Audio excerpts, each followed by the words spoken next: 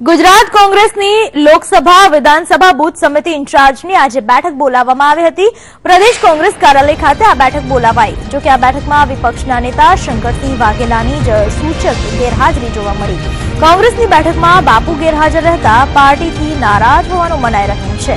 એક ચર્ચા મુજબ હાઈકમાન્ડ દ્વારા નવા પ્રભારી નિમવા અંગે કરાયેલા નિર્ણયથી પણ શંકરસિંહ અગાઉથી જ જાણ હોય તેમ નવા પ્રભારીની જાહેરાત સમયે પણ બાપુ ગેરહાજર જોવા મળ્યા હતા।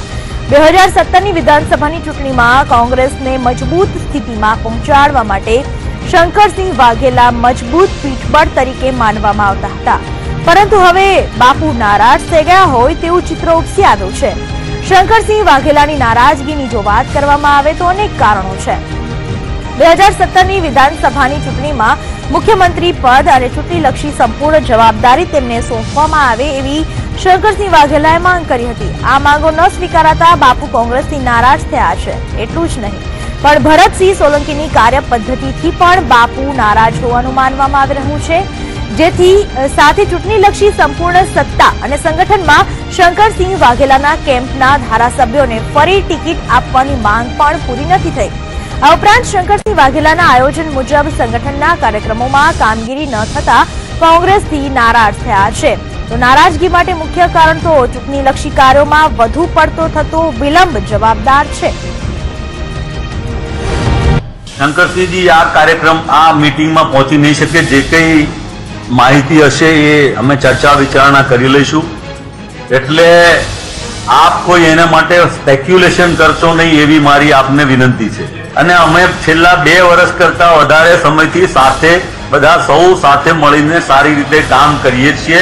તમે તો સ્પેક્યુલેશન પણ ચલાવ્યું કે આમ થાય છે, તેમ થાય છે, ફલાણું થાય છે, ત્યારે મારે સ્પષ્ટ કહેવું પડ્યું કે 18 વર્ષથી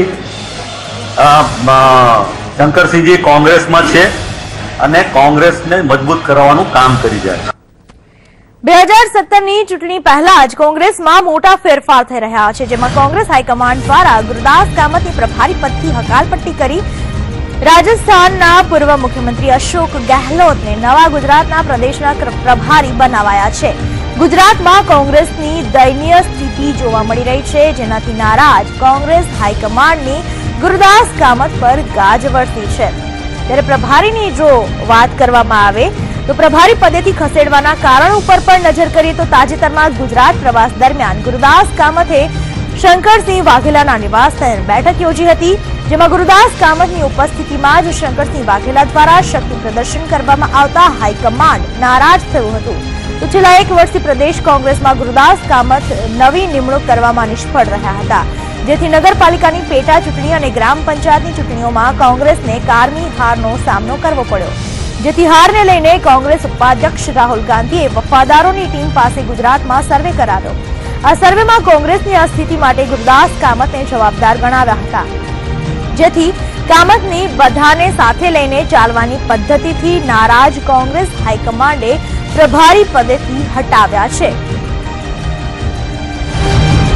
ગુરદાસજીને મળીને પૂછી શકો, અમે તો એમની જે કંઈ સેવાઓ અથવા એમણે માર્ગદર્શન અમને આપ્યું હતું એને વધાવીએ જ છીએ અને એમના માર્ગદર્શન હેઠળ જ જિલ્લા તાલુકા પંચાયતની ચૂંટણીઓ અમે જીત્યા હતા। કોંગ્રેસમાં ફેરબદલાવ એ એક નિત્ય ક્રમ છે, એક વ્યવસ્થાનો ભાગ છે અને હાઈકમાન્ડનો પ્રિરોગેટિવ છે કે કોંગ્રેસ હાઈકમાન્ડ, કોંગ્રેસ અધ્યક્ષા અને ઉપાધ્યક્ષ જ્યારે જરૂર પડે જે વ્યવસ્થા કરી હોય એ બાબતમાં મારે કંઈ કહેવાનું હોઈ શકે।